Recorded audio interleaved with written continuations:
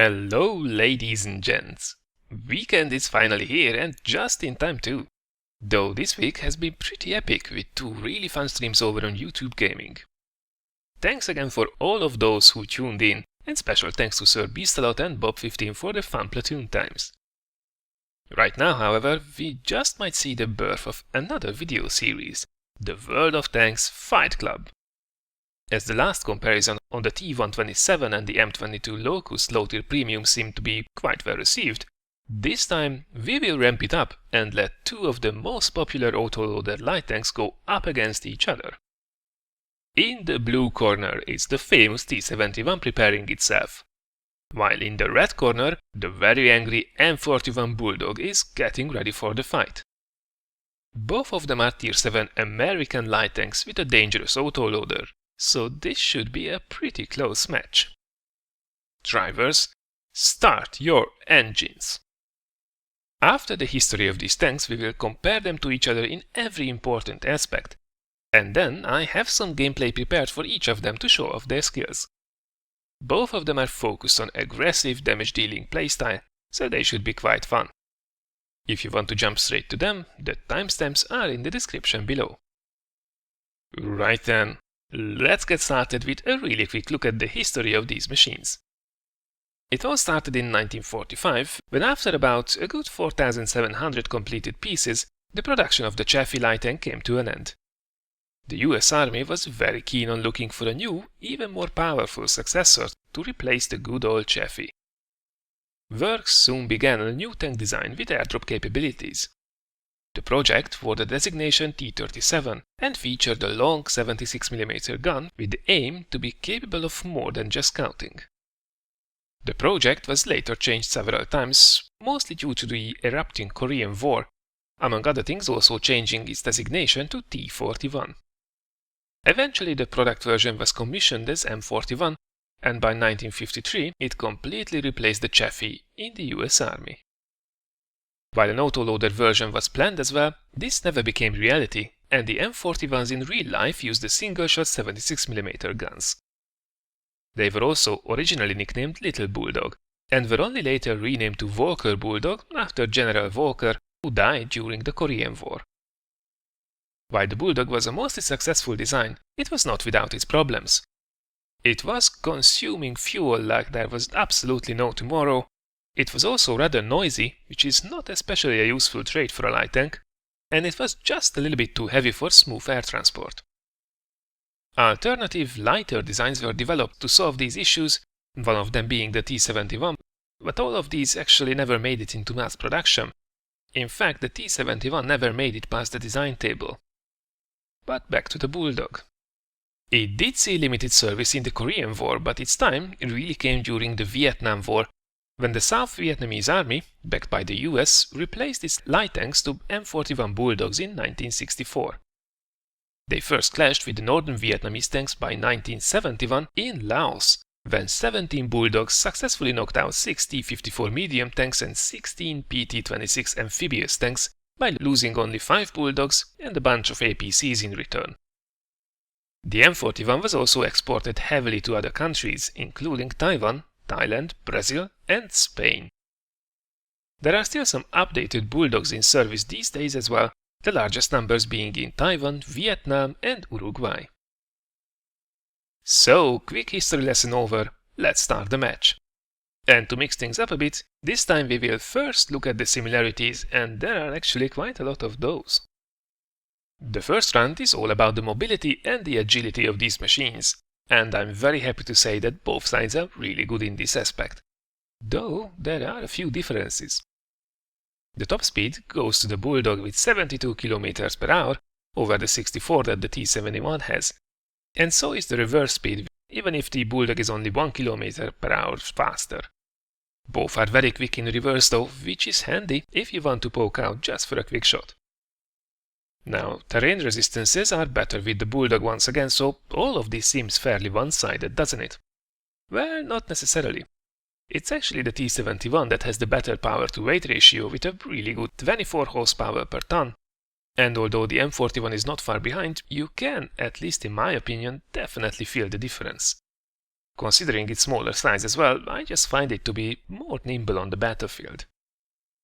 Full traverse is exactly the same with a really good 56 degrees per second, and turret traverse, it goes to the Bulldog once again, as this is significantly better here with 52 degrees over the 44 that the T71 has. It has to be said, however, that there are very few occasions where 44 degrees of turret traverse combined with 56 degrees of full traverse would not be plenty. So overall, while this round goes to the Bulldog by raw stats, I really don't care about the top speed difference that I would seldom reach and the turret traverse that I would seldom use. A stronger acceleration is just more important for me personally. The next round is about protection, and the two machines are really neck and neck once again. The Bulldog has 70 more HP with a total of 910, but this is not a significant difference. The same goes for the armor, where it might have 14% better armor on paper, but it still only means 25mm in reality. Really, neither of these light tanks have any useful armor, so just don't count on it. The other secondary stats are really close as well. View range and signal range are exactly the same, and while the Bulldog has slightly better camo values, the difference is once again almost non-existent. And with this, we are ready for the main event, the deciding round, the guns. We will compare two autoloader options, as although the Bulldog has a single shotgun choice as well, most players believe the autoloader to be the more competitive one, at least since the recent rebalances. Ready? Here we go. Both tanks use a 76mm autocannon that fires APCR as their standard ammunition. They both have an average penetration of 175mm and an average damage of 150 per shot. However, the differences are about to end here. The T71 uses a 6-round clip, while the Bulldog uses a massive 10-round clip instead. While this sounds like a very clear advantage for the Bulldog, having a whopping 1500 burst potential per clip over the T71's 900, this is also a little bit of a double-edged sword actually. The DPM race is actually won by the T71, which is thanks to the fact that the Bulldog gets an over 50% longer clip reload time with a significant 34.5 seconds over its opposition's 19-second full reload. This means that the M41 is out of combat for a hell of a lot longer.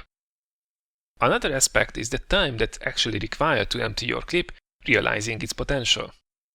With a flat 2-second reload between shots for both machines, the Bulldog needs 18 seconds from the first shot to fully unload on the enemy, while the T71 is already running for cover after 10 seconds. This means that there is a lot more planning required with the M41, and as you can't always afford to empty the whole clip in one go, you will often be faced with the tricky decision whether to go for a lengthy reload or to keep the half-used clip. The secondary gun stats are quite interesting as well. Base aim time is the same with 2 seconds for both of them. Accuracy-wise, the T71 is slightly better when stationary, and the M41 is slightly better on the move, but at the end of the day, they are both great for circling other tanks. Gun depression goes once again to the Bulldog with 8 degrees, though we can't really call the T71's 7 degrees bad either. Right, so whose hand will the judge lift in the air in the end? Stat-wise, it's mostly the Bulldog who has a slight advantage, which is undeniable. And of course then there is this thing with the massive potential burst damage as well that makes this thing very appealing for a lot of people. On the other hand, the T71 is a smaller, better accelerating little devil that can really quickly empty its clip and be on the way again, without overexposing itself. This is typically a situation when both sides will be 100% convinced that their tank is the better one, and both sides can justify their decision as well. Good thing is, since they are both really good, you can only be a winner for a change. I played both of them and enjoyed both of them, but my heart goes to the T71. It's a personal preference though, you have to decide what's more important for you. Equipment and crew skill wise, it's the usual basics. There is no gun rammer for these tanks, so slap a vertical stabilizer on them, as you will be shooting on the move quite a lot, and preferably vents and coated optics. As for the crew, Six Sense, Camo and Brothers in Arms are the most popular choices for starters, and I would personally also put camo paint on them if you can afford it. Right then, that's probably enough statistics for today. Let's jump straight to the action, starting with a little T71 mayhem. Alright, so here we are in the T71. It's actually the older version of the swamp map, which has been seriously reworked since. And looking at the team lineup, we are in a very, very generous matchmaking this time around. But first of all, it's only a couple of tier 8s on each of the teams, and going up against tier 7s, even some tier 6s, there is a lot on the enemy team that we can simply just clip, basically. 6 shells, each doing 150 damage, is 1050 potential damage per clip. So there is absolutely devastating for a lot of the tier 6s and tier 7s. And wounded tier 8s can't feel exactly safe either. Now, first of all, you will see me doing a little bit of ridge work, trying to get some spots in. I do have coated optics, so that's a 440 meters view range on this tank. But yeah, here in the beginning I was a bit unsure where exactly to go, because I was not really familiar with this map from a light tank perspective. So you will see me derping around, just trying to make up my mind. Don't worry, this is not exactly what this gameplay will be about. So let's see what's first. Really, apart from getting a few spots in the beginning, I try to take a passive approach to things and look for gaps. Now, of course, optimally I would be scouting in a strong position here, but as I was really still in learning phase about this map, with my light tanks, this is not exactly happening here. Nevertheless, we can keep an eye on the map, look what's available, and that Indian Panzer, right there on the corner, has revealed himself quite a bit. That's actually his back. So we get to take a few shots at him. Now, the right flank is at the moment undefended, so we have to keep an eye on it. And there is absolutely no reason to rush forward. What's coming over the ridge, we are able to take shots at. And that guy, yep, that was a very quick use of the repair kit, but we retracked him right away, and by that he was doomed. There aren't really any tank destroyers on the team, so we can't really spot for the rest without overexposing us. But this AMX is something that I'm a bit nervous about. I don't want him to sneak around. It seems he's rather focused here on the middle. That Indian Panzer is still very much exposing himself, and look at this rate of fire. Not bad at all. Not bad at all. So the match so far really doesn't seem to be going well. We are down by 3 tanks, down 2-5. And the team is a little bit clustered up here in the middle.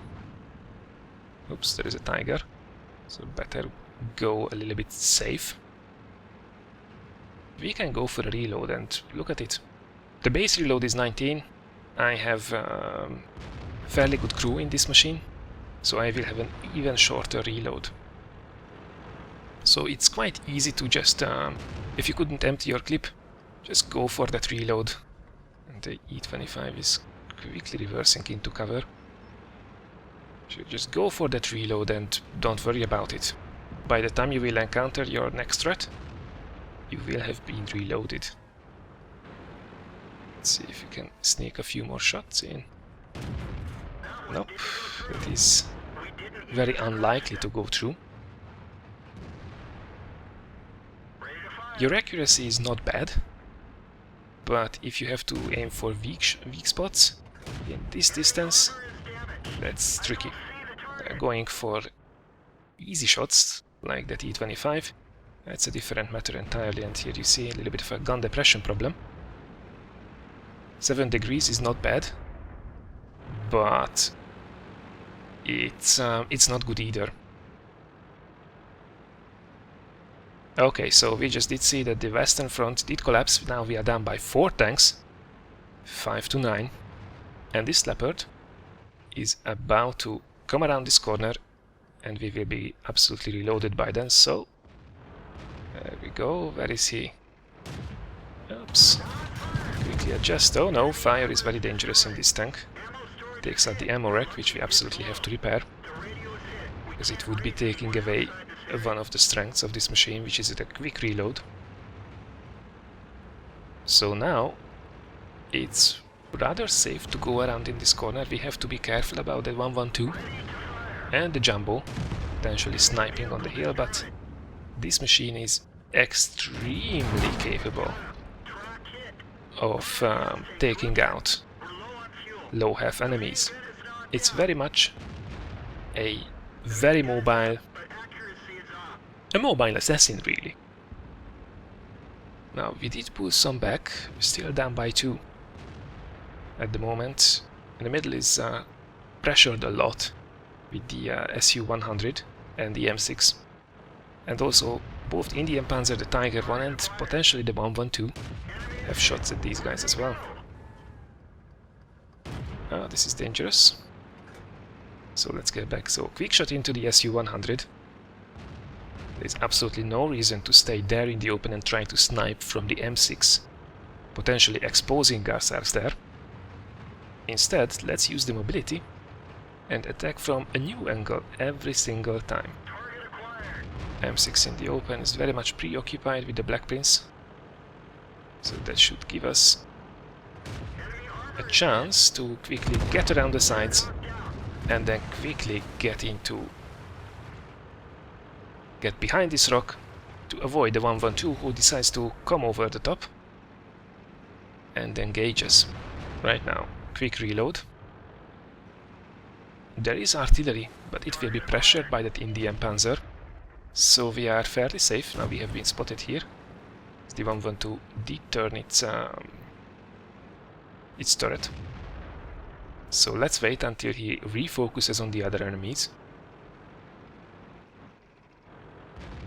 And then just quickly peek out.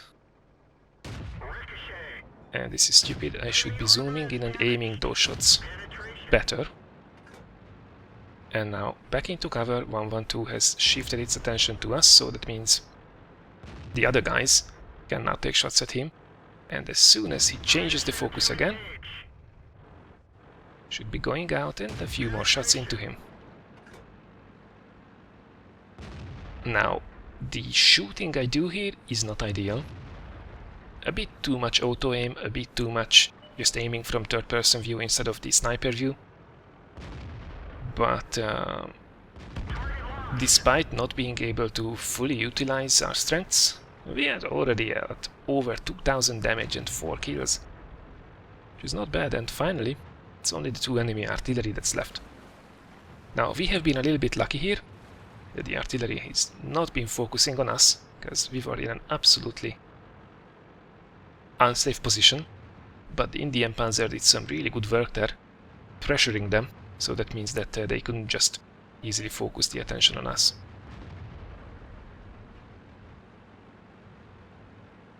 If you are doing, by the way, a drive-by in the T71, it's absolutely worth to slow down just a little bit to increase your aim and then keep on firing on the move. And there is the other one. Come on. Oh, that was a pity. So, no East Tanker this time. But still, 5 kills in the T71. It's not too bad.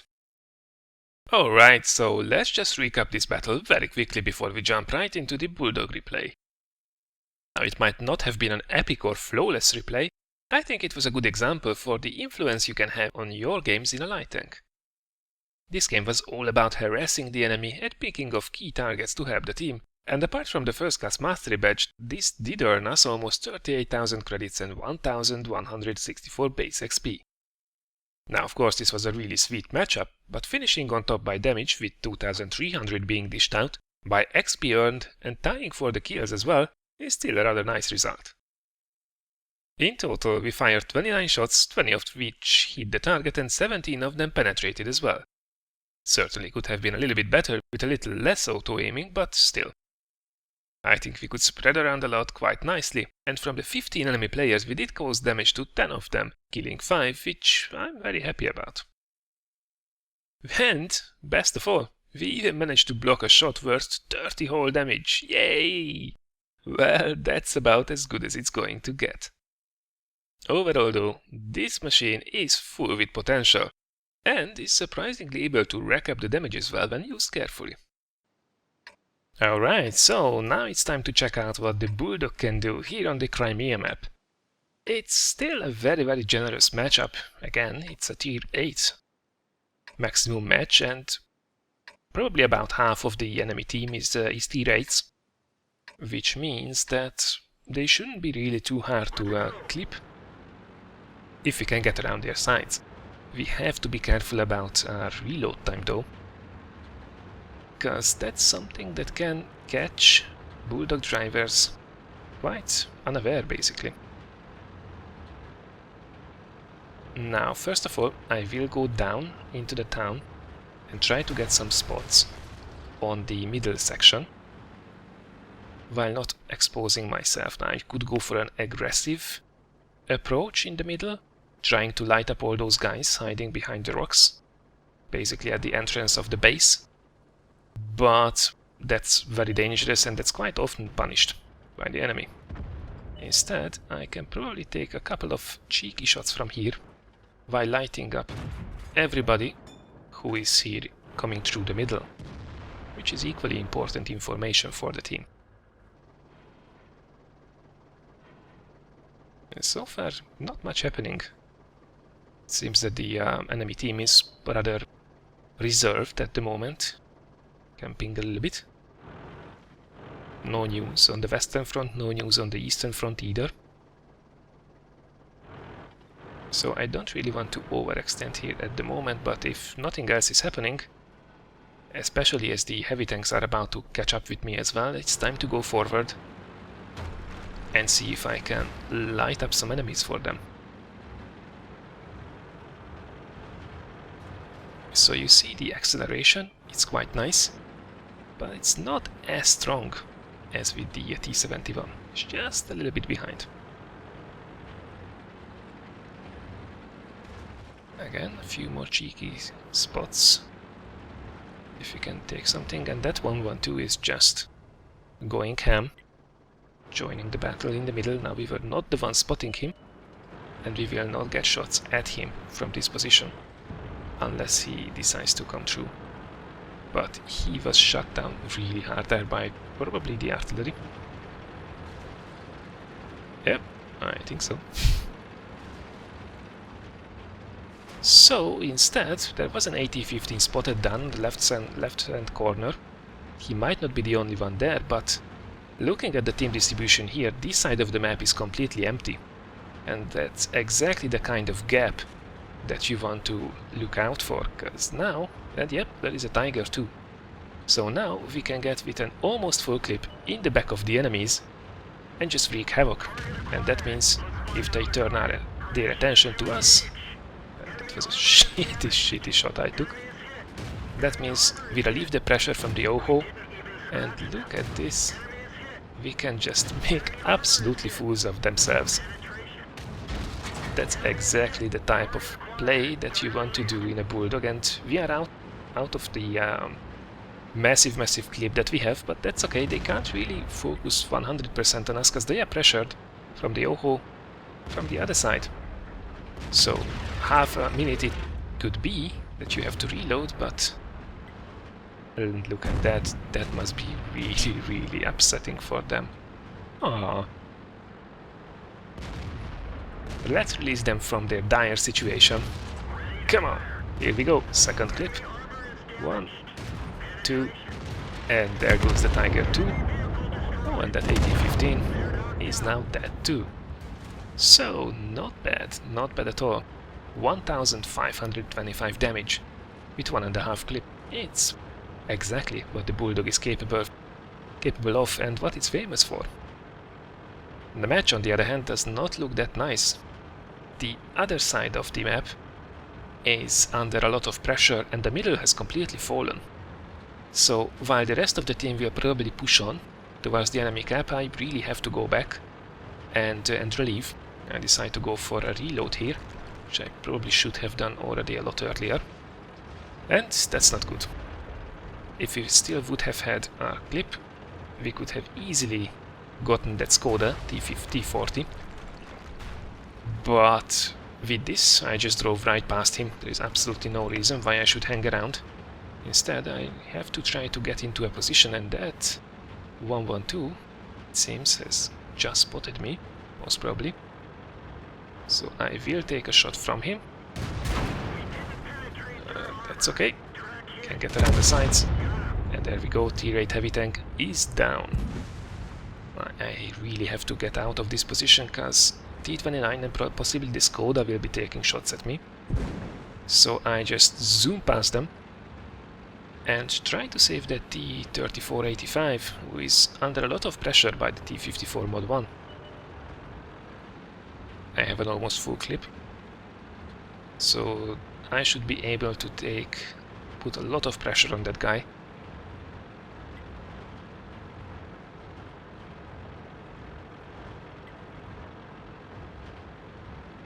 That's also a fairly heavily armored light tank, so you have to be careful, because he will easily be able to bounce if I'm not aiming that carefully.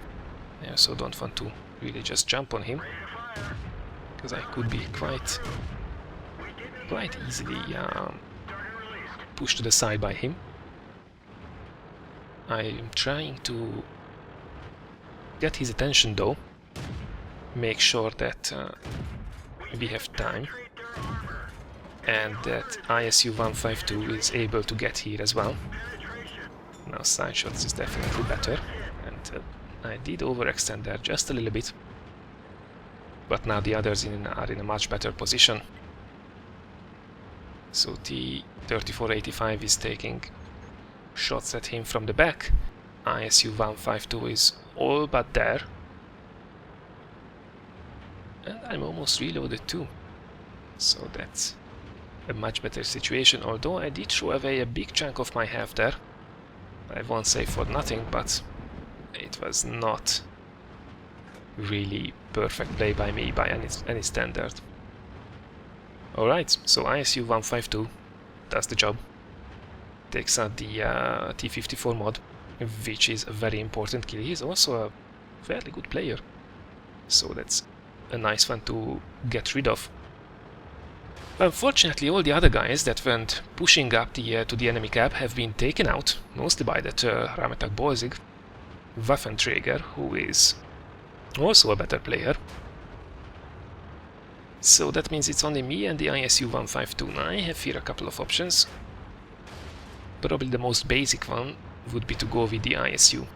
I decide to take a bit of a tour here through the middle, trying to spot them if they are coming for our cap.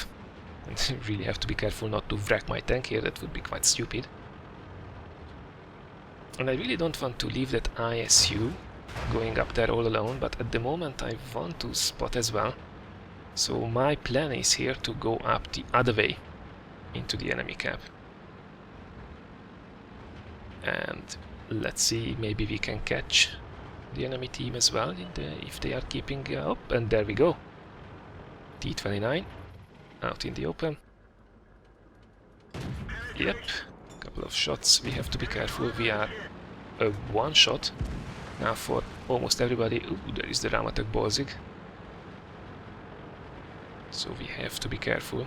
All these guys will focus their attention on me at the moment. And ooh, there is actually Bert, the Avenger. But he left himself out in the open. And that means he's toast. He's not very happy about it. There it goes. Nice mods. What the hell are you talking about? Of course it was not your fault to be out in the open. I'm sure I will be using some really bad mods. Yeah, I don't think so, buddy. Okay, so again, two choices. we know that everybody from the enemy team who is left is going for our cap. ISU 152, it was already at the enemy cap, so he's going there, started the cap already. Now I can go and support him and hope that the enemy is not coming back or not in time. There is at least one of them already capping. Or I can go and help reset. If I can kill this Skoda T40, sorry, who was on a smidget of health only, I should be able to secure the kill, because the Ram attack Bolzig is not fast enough to get back in time most probably, and I was definitely spotted there, which is quite annoying, and I really should be careful. Really should be careful to avoid the Skoda's attention, because he knows that I'm here, but I'm very focused now on resetting the cap and taking him out, and I take the shot. I had the track seated, and I'm dead. And he was on 4 health. Oh man, that's unfortunate. It was not really well played, but cap is reset, and now even with both of them capping, there just isn't enough time. And that means the ISU 152 can easily cap out, and the enemy just can't make it back in time to reset. So that, while it was not perfectly played, secured the win nonetheless. So finally, this was a rather fun run in the M41 Bulldog, as mobile and dangerous as ever. I think it was a rather good example of just how much pain the Bulldog can be for the enemy if you can get it in a sweet flanking position. Close to 2800 direct and 1200 assisted damage was enough for a first-class mastery badge, a whopping 50,000 credits and over 1300 base XP. No complaints here, and we even managed to get the most kills, leaving 4 smoking wrecks behind. Again, the play was not perfect, but once again it has been proven how big an effect a mobile autoloader can have, even without any armor.